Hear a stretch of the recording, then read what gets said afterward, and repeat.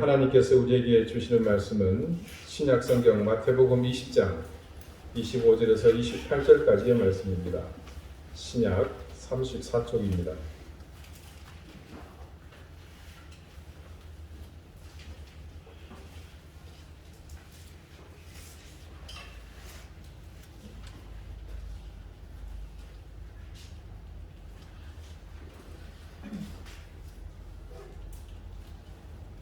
마태복음 20장 25절에서 28절까지의 말씀을 제가 읽겠습니다.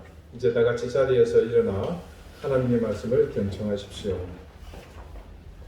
예수께서 제자들을 불러다가 이르시되 이방인의 집권자들이 그들을 임의로 주관하고 그 고관들이 그들에게 권세를 부리는 줄을 너희가 알거니와 너희 중에는 그렇지 않아야 하나니 너희 중에 누구든지 크고자 하는 자는 너희를 섬기는 자가 되고 너희 중에 누구든지 으뜸이 되고자 하는 자는 너희의 종이 되어야 하리라. 인자가 온 것은 섬김을 받으려 함이 아니라 도리어 섬기려 하고 자기 목숨을 많은 사람의 대속물로 주려 함이니라. 아멘. 자리에 앉으시기 바랍니다. 하나님께서 이 말씀으로 우리에게 은혜 주시기를 원합니다. 뒤에 온풍기를 좀 꺼주시겠습니까?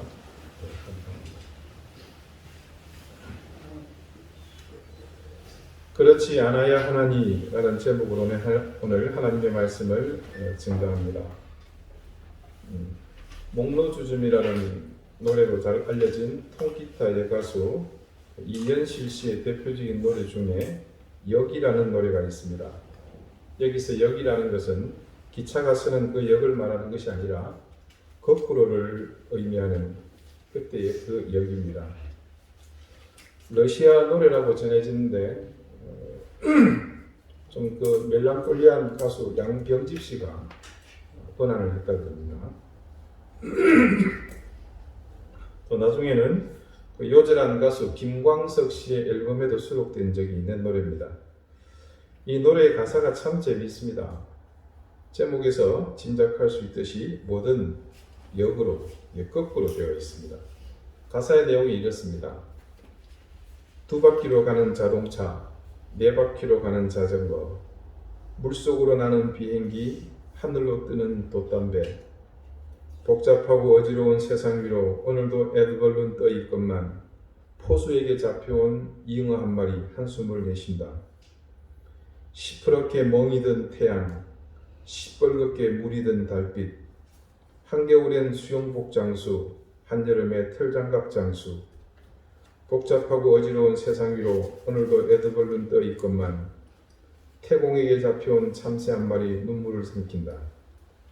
남자처럼 머리 깎은 여자, 여자처럼 머리 긴 남자, 자가용으로 등교하는 아이, 비오는 날 우산 한 개, 복잡하고 어지러운 세상 위로 오늘도 애드벌룬 떠 있건만 땅꾼에게 잡혀온 독사 한 마리 긴 혀를 내민다.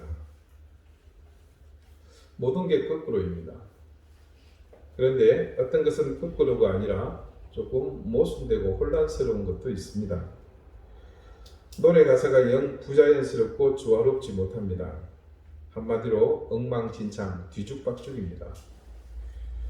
이 노래가 70년 말엽에 그래서 80년대까지 불려졌는데 그 시대가 좀 암울했죠. 그래서 그 시대상으로 볼 때는 반사회적 가사를 담고 있기 때문에 당연히 금지곡에 해당되었습니다.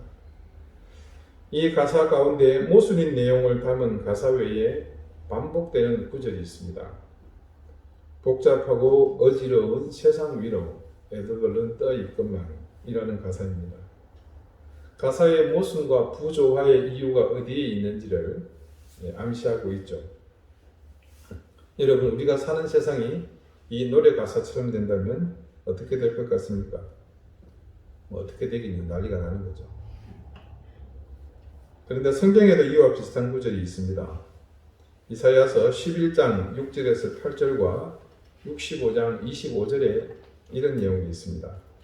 그때에 이리가 어린 양과 함께 살며 표범이 어린 염소와 함께 누우며 송아지와 어린 사자와 살찐 짐승이 함께 있어 어린아이에게 끌리며 암소와 곰이 함께 먹으며 그것들의 새끼가 함께 엎드리며 사자가 소처럼 풀을 먹을 것이며 젖 먹는 아이가 독사의 구멍에서 장난하며 젖된 어린아이가 독사의 굴에 손을 넣을 것이라.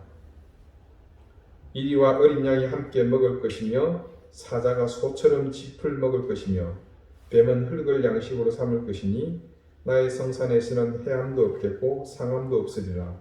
여호와께서 말씀하시니라. 내용을 보다 보니까 좀 웃기는 게 있네요. 지금 음식과 함께 산다는 얘기잖아요. 동물의 세계에서 볼 때는. 네, 여러분이 드시는 밥하고 저하고 같이 사는 겁니다. 세상에 이때 변혁이 일어나게 될 상황을 말하고 있습니다.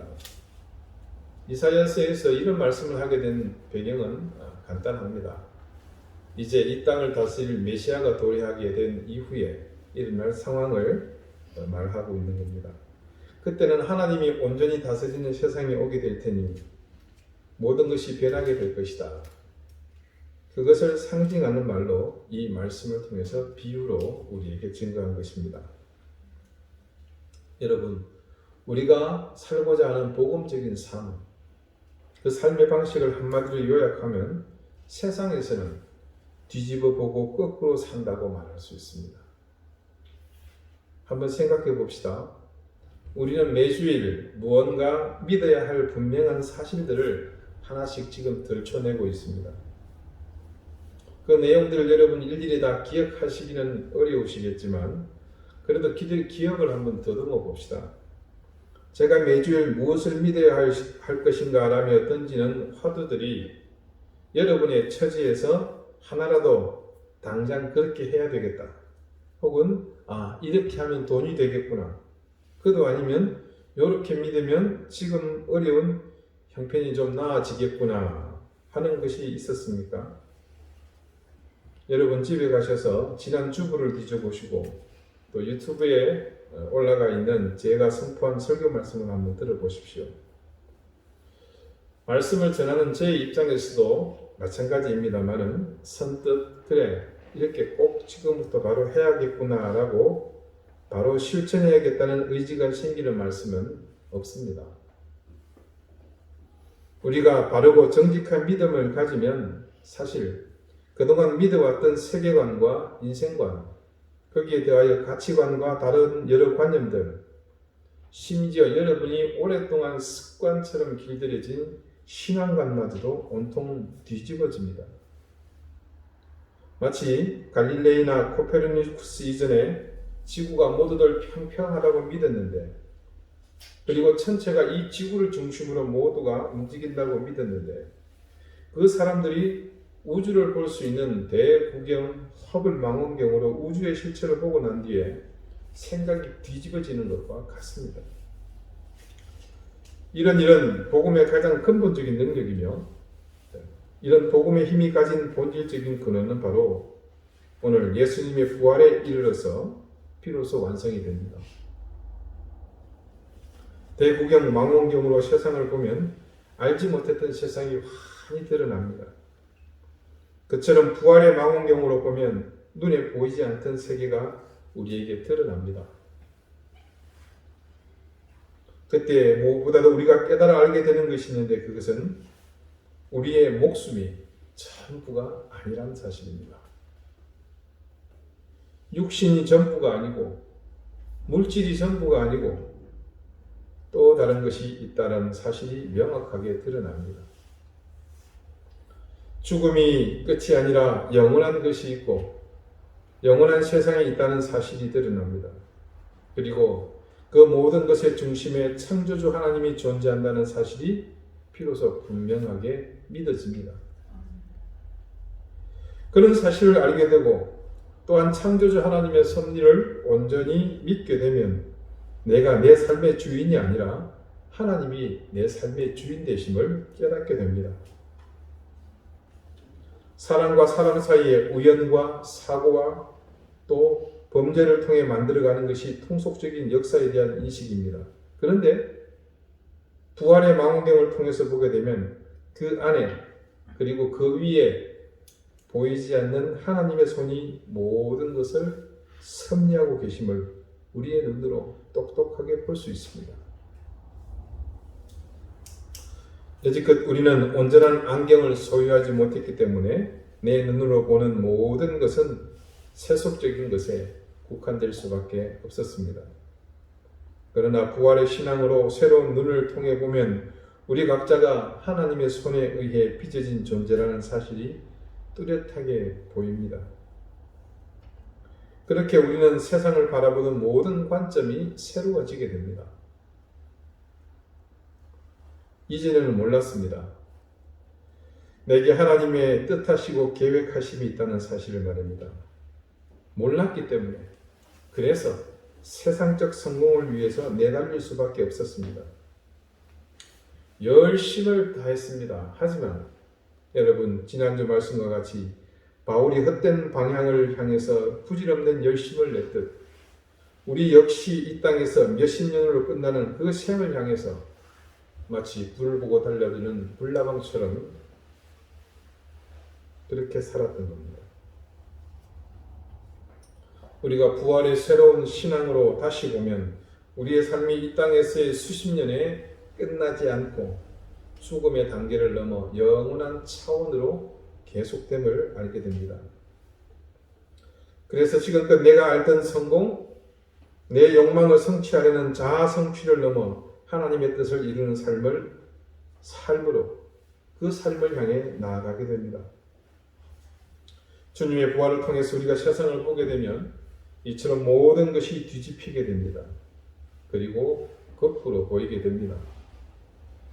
이 말은 곧 우리가 사는 방법이 세상 사람들이 사는 방법과 다른 삶의 방식을 요구받는 것과 같습니다. 매주 여러분에게 말씀을 통해서 요구하는 것이 바로 이것입니다. 무엇을 믿을 것인가는 이제껏 따르던 삶의 방식이 아니라 무엇을 믿어야 할 것인가에 대한 대답을 듣고 그 대답이 지시하는 방향으로 우리 삶의 이정표를 새롭게 세팅하는 겁니다. 오늘 본문의 말씀 속 사건은 바로 이 말씀을 단적으로 보여주는 좋은 한 예입니다. 제자들이 예수님께 바라는 것이 있었습니다. 그것은 초자연적인 능력을 행하시는 주님이 예루살렘을 접수하시는 순간 얻게 될 이후의 농공 행상입니다. 우리가 봐도 전혀 신앙적 바람이 아닐 수 없습니다. 수차례 반복된 제자들의 그 허황된 바람에 대해서 주님은 오늘 말씀으로 그들을 단단히 깨우치십니다. 이방인의 집권자들이 그들을 임의로 주관하고 그 고관들이 그들에게 권세를 부리는 줄을 너희가 알지 않느냐? 너희 중에는 그렇지 않아야 하나니. 자, 이 말씀에는 서로 상반된 두 부류가 있습니다. 왕이 다스리고 그 밑에 관원이 통치하면서 권세를 부리는 일반적 세상에 속한 사람, 즉 하나님의 존재를 부인하는 그 사람들을 상징하는 이방인. 그리고 그 다음에 너희 중에는 그렇지 않을지니, 이 이방인과 상대적인 개념으로서의 너희, 즉 하나님의 백성, 주님의 제자된 바로 그들입니다. 이방인과 다른 너희들에게는 그들의 논리와 다른 논리가 있다는 말입니다. 그것이 이제 이어지는 이후의 말씀입니다. 너희 중에 누구든지 크고자 하는 자는 너희를 섬기는 자가 되고 너희 중에 누구든지 으뜸이 되고자 하는 자는 모든 사람의 종이 되어야 할 것이다. 이방인의 논리와 거꾸로 되어 있습니다. 지향하는 핵심 주제가 전혀 다릅니다. 그 핵심 주제를 주님은 이렇게 말씀하십니다. 인자가 온 것은 섬김을 받으려 함이 아니고 도리어 섬기려 하고 자기 목숨을 많은 사람의 대속물로 주려 합니다. 제자들 꿈꾸는 미래와 주님의 말씀은 근본부터 완전히 달랐습니다. 그들은 세상의 정점을 향해 무한히 높아지려고 하지만 주님은 도리어 자신의 목숨을 대속물로 내어주심으로 세상의 바닥으로 내려가고자 하십니다. 그것이 주님의 마지막 목적이시죠. 그걸 이루실 것이라고 말씀하십니다. 예수님께서 이 땅에 오신 목적은 분명했습니다. 그래서 주님은 이 목적을 이정표로 해서 이제껏 달려오셨습니다. 여기서 볼 수 있듯이 주님이 주시는 복음이 가리키는 길은 제자들의 기대와 거꾸로였습니다. 복음은 그렇습니다. 복음은 우리 인간의 본성과 같은 곳을 바라보지 않습니다. 우리의 본성은 미움과 시기를 향해 달려가지만 복음은 사랑과 용서로 본성에 익숙해진 자신을 쳐서 복종시키면서 자신의 본성을 철저히 뭉개는 곳으로 달려갑니다. 그래서 진정 예수님을 정직하게 믿는다는 것은 다른 의미로 우리가 스스로 우리 스스로의 육신이 다할 때까지 끊임없이 죽는 일이기도 합니다. 제자들이 바라던 높아지기를 원하는 마음, 남에게 칭찬받고 인정받고 싶은 마음, 그것은 어떻게 보면 인간 본성에서 나오는 너무나도 자연스러운 그런 현상입니다. 하지만 부활의 눈으로 세상을 보게 되므로 복음이 그 마음속에 깊이 심겨진 사람은 그 본성을 거스를 수밖에 없습니다. 이전에는 보이지 않았지만 이제 부활을 통해 새롭게 보게 된 내 인생이 어디로 가야 할지를 분명히 알게 되었기 때문입니다. 그래서 이제 예전과 같은 그 삶, 즉 본성을 따르는 삶은 종국에 주님을 외면하고 돌아서 멸망으로 가는 길이기에 이제는 그 길을 갈 수가 없습니다. 그래서 세상 사람들은 이해할 수 없는 전혀 다른 길로 가는 겁니다. 우리는 부활을 경험하지 못한 제자들이 오늘 보였던 이 모습이 주님의 십자가 죽음과 부활 이후에 어떻게 변화되었는지를 잘 압니다. 그 자리에 있었던 예수님의 제자 중 가룟 유다를 제외한 어느 누구도 이전의 본성을 따라 살다 간 사람은 아무도 없었습니다. 모두 부활의 주님으로 인해 그들에게 심겨진 복음의 길을 따라 자신들의 목숨조차 아까워하지 않고 모두가 그 사명의 길을 묵묵히 감당하며 거꾸로 그렇게 나갔습니다. 예전에는 세상의 길을 따라 순리대로 살았을지 모르지만 주님의 부활 이후로 그들은 그 순리를 거슬러 역행하는 삶을 살았습니다. 저는 매주일 여러분에게 우리가 믿어야 할 올바른 대상을 조목조목 말씀을 통해 제시합니다. 말씀을 듣는 여러분의 처지에서 그것은 분명 수용해야 할 대상입니다. 그런데 그것을 수용한다는 것은 동시에 내가 받아들이는 것으로 인해 그와 상반되는 내가 가진 것을 포기하는 일이기도 합니다. 도대체 그것이 어떻게 가능할 수 있단 말입니까?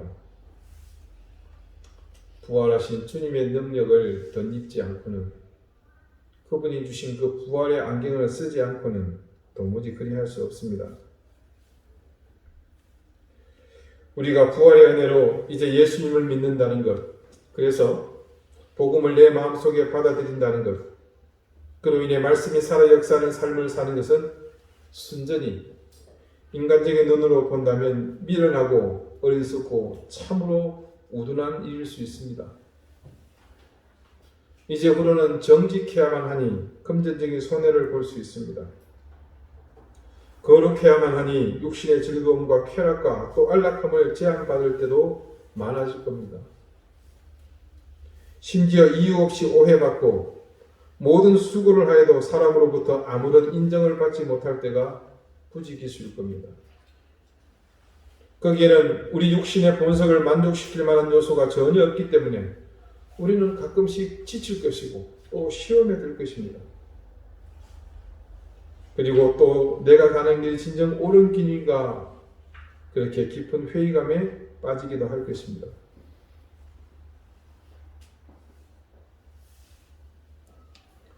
우리 마음속 깊은 곳에 자리 잡고 있는 아담으로부터 내려오는 교만에 대한 열정과 갈망은 얼마나 크고 뿌리가 깊은지 모릅니다.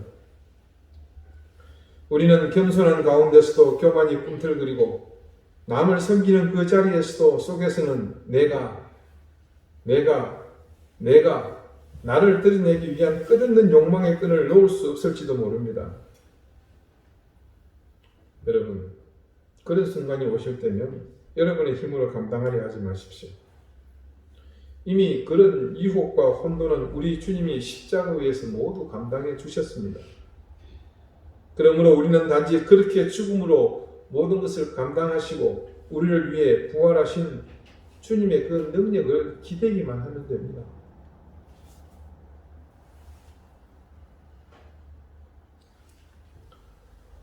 서울 마포 절두산 옆 양화진에는 외국인 선교사들의 무덤이 있습니다. 그곳 묘역을 살펴보면 이 땅에 복음이 들어온 발자취와 그리고 얼마나 고귀한 섬김과 헌신 그리고 희생, 즉 순교의 피로 이 땅에 교회가 세워졌는지를 생생히 알 수 있습니다. 그 묘역의 귀퉁이 유니온 채플입니다. 지금 100주년 기념교회가 사용하고 있는 그 예배당의 입구에 소설가이신 정연희 권사님의 양화지라는 이름의 시비가 있습니다. 오래전 제 설교 때 한번 여러분에게 읽어드린 적이 있는데 한번 들어보십시오. 양화진, 영혼의 고향, 하늘나라로 가는 길목. 100년 전 이 땅을 예수께서 지적하신 땅끝으로 믿고 아비의 집을 떠난 젊은이들이 그 생애를 기꺼이 바치고 주 안에서 잠든 곳. 가난과 질병과 무지와 억압 속에서 신음하던 이 땅의 사람들을 그리스도 예수께로 인도하고 우리들의 가난, 우리들의 질병을 함께 지고 가다가 하늘의 미랄로 땅에 떨어져 죽은 이들이 그 육신을 묻은 언덕. 강물은 세월의 매듭을 풀어 끝없이 흐르는데 이 땅의 역사와 개화의 진통은 뭇 형제의 목숨을 이 언덕에 심었으니 그 사랑의 터밭에서 열매 맺은 믿음은 이 땅을 하나님의 나라로 만든 사랑의 승리여라. 선한 싸움 다 싸우고 이 땅에 주어야 할 것 아낌없이 주어 썩지 아니한 것과 영광스러운 것과 강하고 신령한 몸으로 다시 살기 위하여 그 몸을 이곳에 심었으니 이곳은 하나님이 만드신 변화산의 정수리. 그들은 하나님께 돌려드릴 흙 한 줌으로 누워 있으나 남아있는 우리 영혼의 귀를 열면 하늘나라 사랑이 속삭임이 들리네. 비밀한 약속의 말씀이 들리네. 100년 전에 말씀으로 맺어진 우리 먼저 가신 그분들의 은혜에 우르르고 그 사랑을 기려 1천만 성도 3만 교회 우리의 뜻을 하나로 모아 이곳에 집을 세우니 이 땅의 그리스도인들이 하나 된 감사기도. 이제 사랑의 반석 위에 주께서 머리 되신 교회를 여기 세우셨으니 고난 많은 이 땅과 슬픔 많은 이 민족으로 주님의 뜻을 속히 이루게 하소서. 복음의 빛, 사랑의 빛을 크게 진 우리 이제 약속된 말씀 위에서 성숙한 믿음을 안고 십자가 군병으로 일어서리니 믿음의 승리를 향한 출발의 나팔소리 크게 울리시리라. 땅끝까지 달려가 그곳에 계신 주님을 배우리니 주님 홀로 세세 무궁토록 영광을 받으소서. 그곳에 묻혀있는 그들은 120년 혹은 130년 그전 그 나라에서 가장 바보 같은 짓을 한 사람들입니다. 순리를 역행하여 거꾸로 자신들이 사는 곳의 문명과 동떨어진 훨씬 미개한 이전의 삶이 존재하는 이곳으로 왔으니 그들은 그 세계에서 가장 모조리 같은 짓을 선택했습니다. 그들이 부활의 능력을 의지하지 않았다면 그 당시 어떻게 아프리카보다 못한 이 땅에 자신의 일생을 바치고자 죽음을 무릅쓰고 올 수 있었겠습니까? 세상을 역행하여 말씀에 순종함으로 그들은 왔을 뿐입니다. 바로 그 힘은 부활의 능력이었죠. 그러나 그들은 세상을 역행하여 단지 복음을 들고 왔을 뿐이지만 그 헌신은 오늘 전 세계가 괄목할 만한 선교대국이라는 어마어마한 한국교회라는 열매를 맺게 되었습니다. 돌아보면 세상을 역행하고 순리를 거슬러 거꾸로 가는 것은 그들의 기준에서는 실패입니다. 그런데 주님은 그 실패를 통해 오늘 전 세계가 주목하는 괄목할 성장을 이룬 한국 교회를 잉태하게 하셨습니다. 바로 부활의 열매가 그들의 실패를 통해 이 땅에 이렇게 어마어마하게 맺히게 하셨습니다. 우리가 부활의 삶을 살지 못하는 가장 큰 장벽은 바로 실패를 두려워하며 상실을 용납하지 못하는 마음 때문입니다. 하지만 우리가 분명하게 기억해야 할 것이 있습니다. 십자가는 표면적으로 볼 때 인류 역사 가운데 가장 큰 실패이며 상실이었다는 사실입니다. 그리고 부활은 바로 그 가장 큰 실패와 상실을 통해서 일어났다는 놀라운 사실입니다. 여러분, 오늘 우리 부활의 아침을 맞아 우리가 믿어야 할 또 한 가지 중요한 사실을 기억합시다.